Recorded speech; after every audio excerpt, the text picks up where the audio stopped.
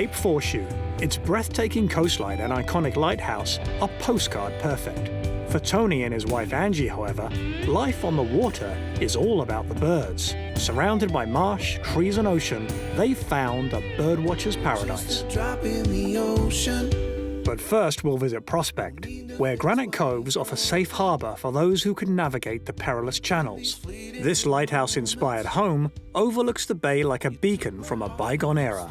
It's the peaceful haven Kim has searched for.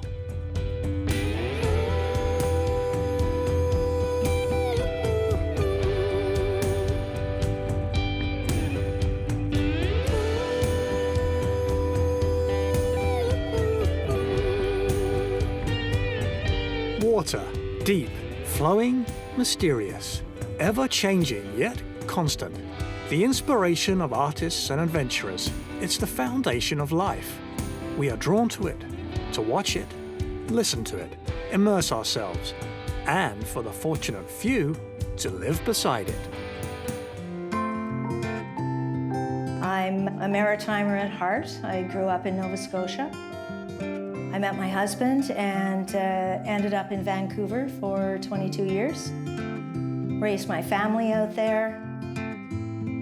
I'm now a retired CPA, and the time had come to return home. So we packed up the family, sold our house in Vancouver, and came back to Halifax. So retirement, I think, is emotional or mental. I own my time, and I get to do things that I enjoy, and that matters. Something I learned far too late was make a career out of something that you have a passion about, and then it will never be work. Lower Prospect and Terrence Bay have always been a special little place because of the scenery. It's just magnificent down here, and it's just a hidden little gem that really even people from the city don't know about. When we moved back and people would come to visit, they'd all want to go to Peggy's Cove, and I'd take them out here. I say, this is what a real Nova Scotia fishing village actually looks like. A working village, real people, like there aren't tour buses pulling in every 10 minutes, and the scenery is just world class. So when a property became available here, my husband and I jumped on it. Something that was important was blending in with the landscape. So it was important to have a design that tried to blend in, be a little more subtle with the landscape, a traditional style. And with all of the lighthouses in view, I thought it would be really cool to use a Nova Scotia four-square lighthouse design. My goal really was to take advantage of the landscape. I'm happy with how it turned out. It's simple, blends in, but when you really come inside and come up to this level and you see the scenery around this area, it's like living in a postcard, and it changes every day.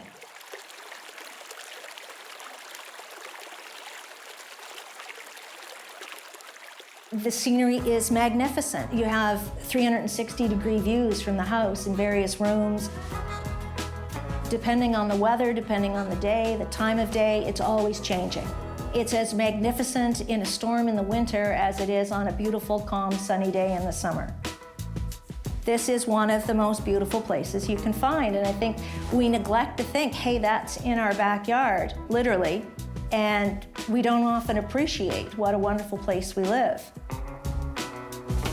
When I designed the house, we intentionally went with a minimalist design, neutral colors, chose the grays and the greens in here so it would literally blend in with the granite rock and the trees. The granite in the kitchen matches the granite in the rock outside, so absolutely intentional, bringing the same palette in that painting inside to the lifestyle. Simple, minimalist, peaceful, relaxing, just a fantastic place to come in and just instantly decompress. All the rooms have some meaning, and it was fun designing every one. Obviously, the main living area is why we're here, but the special place in the house is up in the nest. call it the Crow's Nest or a Widow's Walk, or it would be the lighthouse area, a Nova Scotia four-square lighthouse. But the Nest is my special little place because you get 360-degree views of everything. On one side, you've got a peaceful bay. On another side, you've got a working fishing village. You can see the lobster boats hauling out in the morning. It's very, very cool. The sunrise comes up on one side and the sunset happens on another. The house has been built to stronger standards than normal because you can get really nasty wind and weather, and there's a history of hurricanes coming in here, and it can be rough. But when you're tucked in a safe little spot, go up there's not a thing you can hear around this village. And you can open up the windows, hear dead silence, except the waves regularly crashing against the rocks.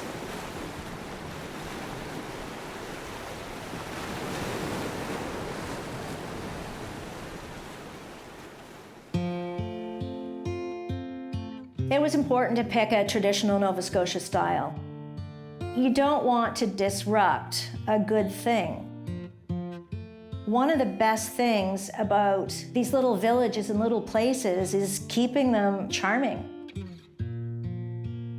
The tradition and the history is important, and I just really think there need to be places that, even though you're being modernized, you don't have to take away the charm. It still needs to look and feel like the working fishing village that it is. So I needed like a color that blended in with the landscape. I needed supplies that blended in. I needed, even though we're probably the tallest and biggest house in the proximity, it just needed to look like it was in place. We're still working on the exterior features. The exterior, again, was meant to blend in, but it was meant to withstand the elements. Being hurricane reinforced with steel-based windows. Oh, and in case you didn't notice, the siding actually isn't wood, it's cement. It's going to withstand the salt and the wind. I have lots of great ideas for the exterior, and they're slowly going to be implemented. I have to get the gardens maturing around the boardwalk around the house. The cistern is being increased in size, and once that's done, we can finish the landscaping. So I'll have some gardens. I'll have we have a little shed to build to kind of match the house. We have to finish some of the decor around the hot tub. We put in a hot tub in the little cottage. Then we will finish some space on our bridge as you go down to the water and the tide pools. Our aim is to make a turn in that little bridge and take you up to the ridge line. And we'll put in a big outdoor deck, just a flat deck, and throw up like 4 or 6 brightly colored Adirondack chairs and just create a sunset deck.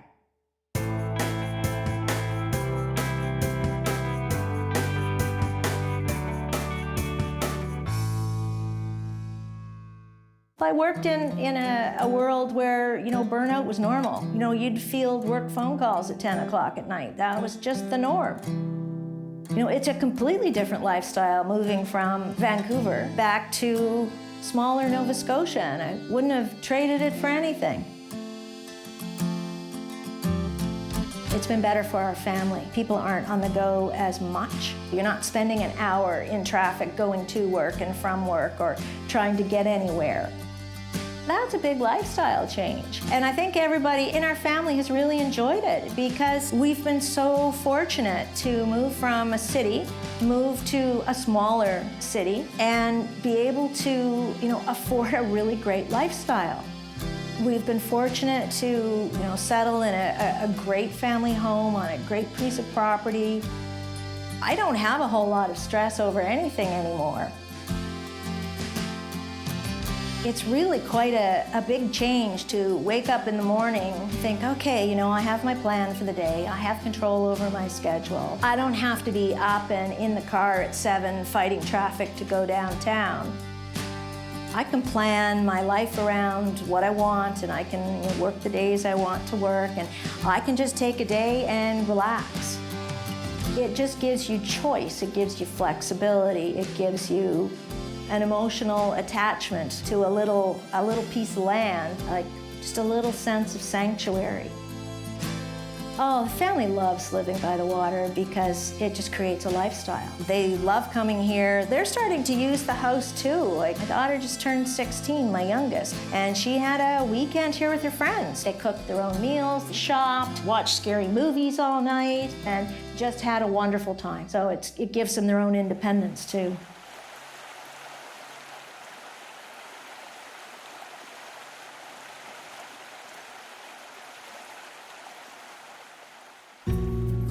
Water's just one of those happy places. Certain people find a happy spot next to the water, like people climb mountains.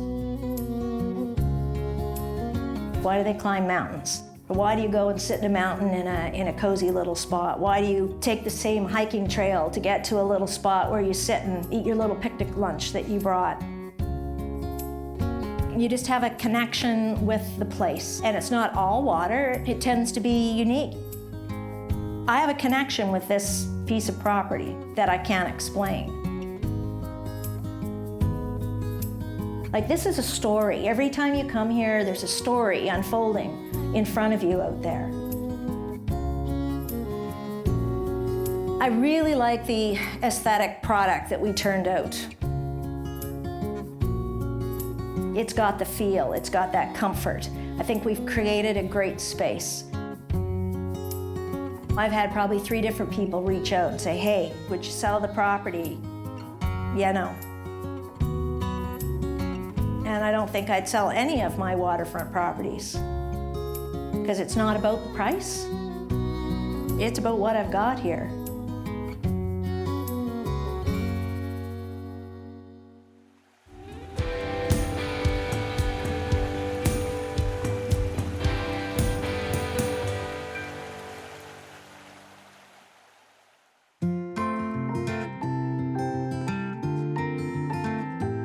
We vacationed here in '99. We loved the place, and we just basically said, let's do it. So we sold everything up, left our lovely little cottage, and came into Halifax with a couple of suitcases and a cat in a carrier. And it's been great. My wife and I are both directors of the Nova Scotia Bird Society. It's the largest conservation organisation in Nova Scotia. It's been in existence since the early 1950s. We've been looking at property in the area for several months and searching land to build. This small bird, the Carolina wren, was sighted on this piece of land, actually. And we came down, found it, found the land, found the bird as well, and then did some more birding in the area, and we just realised that this was a very nice place to be. And it all came together. And then we sort of sat down and worked out what we wanted in the house, where we were most of the time, the size of the rooms, the orientation to get the light on the house. Then we sat down with the architect. We had a talk to her, and she came up with a couple of great ideas. There's always something changing. You look outside, there's a boat going past, there's a supply vehicle coming in, there's a load of kayakers going. There's always something to look at. It's great. We just love nature. And the fresh air, the big blue skies, when it's not foggy. It's just a great place to be. People are friendly, good music. It's just a nice pace of life.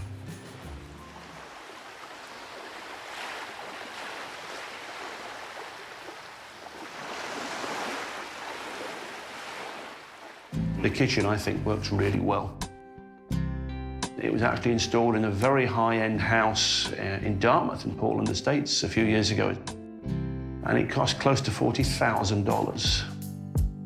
These people had a large amount of money, and after a few years, she decided she wanted to change it. So we actually bought the entire kitchen from these folks in Dartmouth. because it fits in here within about 1 inch for a bit of trim. It fitted perfectly. And for less than the price of an IKEA kitchen, we got a custom-built, handmade, slate-topped, very nice high-end kitchen. We love it. We sat down and thought about what we needed and how we wanted things to be. Every wall is insulated. Every wall is vaporized on the inside as well as the outside. The air sealing, I mean, as I said, when they did the blower door tests that the inner guide people do, the results were phenomenal for the house. It really is an efficient property. It's always comfortable, even in the depths of winter. If the wood stove's not been on, it still doesn't get crazy cold. All lighting's LED throughout the building, of course, inside and out. We did Cat 5 wiring in the house. We lifted the outlets up slightly higher. Less bending down. It's just planning. All the colours, the finishes on the walls. It's all my wife's. She's the brains of the operation. I'm the practical build things guy. So she wanted this colour here, that colour there.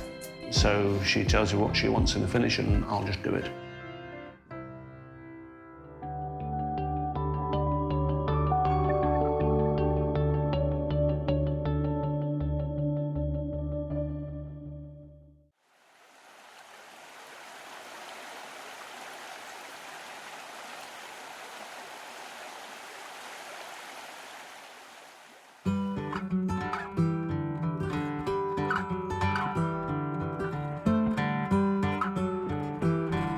I love sitting on the front deck in the evening, watching the sun set behind the trees. It's just a great way to spend the evening between a glass of wine and the sunset. It's perfect. Just finished on the front of the house. There was a large mound of earth and rock that was left over from the construction. And due to the lead times of excavation companies, I decided, being a stubborn, crazy English guy, to move it myself by working an hour to an hour and a half a day, every day for a month, moving roughly 35 tons of soil. The grass seed's set and it's now becoming green and it will be great in the future. The deer will love it. Also at the back of the house, there's a sort of French drain. There's a dry stream, we'll call it, which takes all the water from the eaves troughs at the back of the house, takes in the sort of S across the back, and then drops it over the edge into the ocean. So it gets the water away from the house, from the eaves troughs.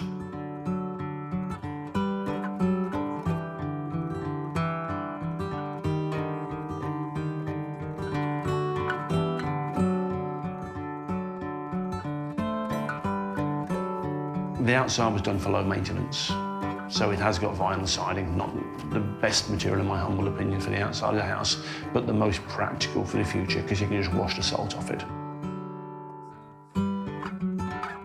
So we do get a lot of wind out here. My God, it howls. We're protected from all but the southeasterly, which is not a common wind direction for here. So the wind sort of loops round or over the top of the house, which is great, because we do get a few hurricanes. We've currently got a 6-point buck in the garden with 2 or 3 does that hang around with it, so deer. We've had lots of raccoons, porcupines, the birds, of course, say over 160 species now in the yard. And in the ocean, basking shark, porpoise, dolphin. It's ever-changing, ever-changing. It's fantastic.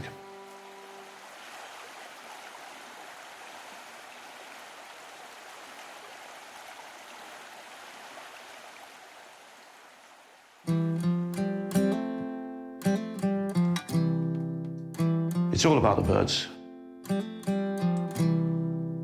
My wife and I love watching, studying, photographing birds. And there's always something changing here. Spring and fall migration are amazing.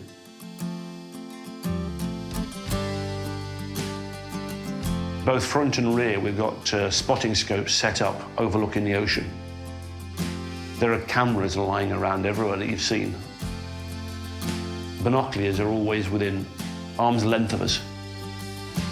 There's always something going through. We have marsh at the front. We have good-sized trees. We have the ocean. There's such a massive variety of birds. Beginning of the year, we had a bird called a rusty blackbird, which is not common. They nested here. Nobody knew they'd been nesting here before. It was an unusual occurrence for the area. We've had rare herons turn up here in the middle of the spring and stay for several months. Again, not a common bird in the area, black-crowned night heron. There's always something happening out there. You can just walk to the light, you can walk to the beach. We have a trail cut at the side of the house, all the way down the cliff top to the beach. It's amazing. We'll walk, we'll take photographs.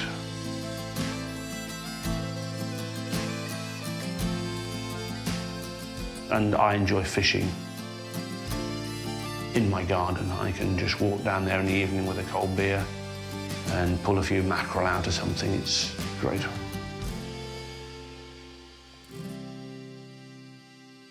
I drive some friends crazy because they're more into the wider thing. For my wife and I, really, it's more about the birds.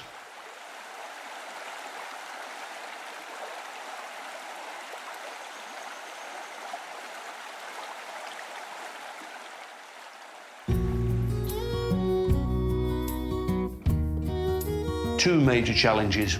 One, you can get some fog and it will linger for days and days and days, and it's thick fog. And it does certainly reduce the view. But again, it's swirling, it's changing all the time. And when the moon or sun shines through it, it does look pretty spectacular, but it can get you down after a while.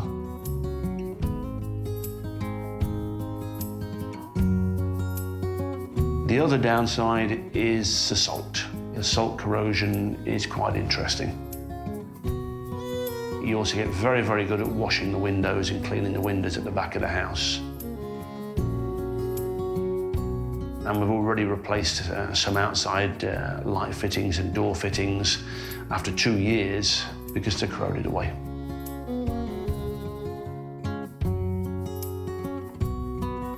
It'd be nice to get the carpet in the 2 bedrooms and the shower installed. That would be very nice. We've got 1 shower, but not the master shower yet. And the hot tub is in the future as well. That'll be quite pleasant sitting in that, watching the world go by. It's the ever-changing view. There's always something happening. It's never the same from one minute to the next. It's constant change and it's amazing. Home is wherever my wife and cats are. Right now it's here, and hopefully that will be the same for a long while. But if it changed, we've had change in our life before, we'll just roll with it. Every home has a story. Those living along shorelines often describe a connection to nature or a sense of serenity. Others speak of family and community. These experiences aren't unique to homes near water. Wherever we live, we are enriched when we make meaningful relationships with the natural world and the people we care for. These intrinsic emotional bonds are universal. They are the true essence of being at home. We're laughing like young lovers on this back road avenue. And this Saturday night, I'm only singing for you. And if we had any problems, you wouldn't know it now. To think that we solved them, lying on the hood, counting stars. We're just a drop in the ocean. No need to fix what ain't broken.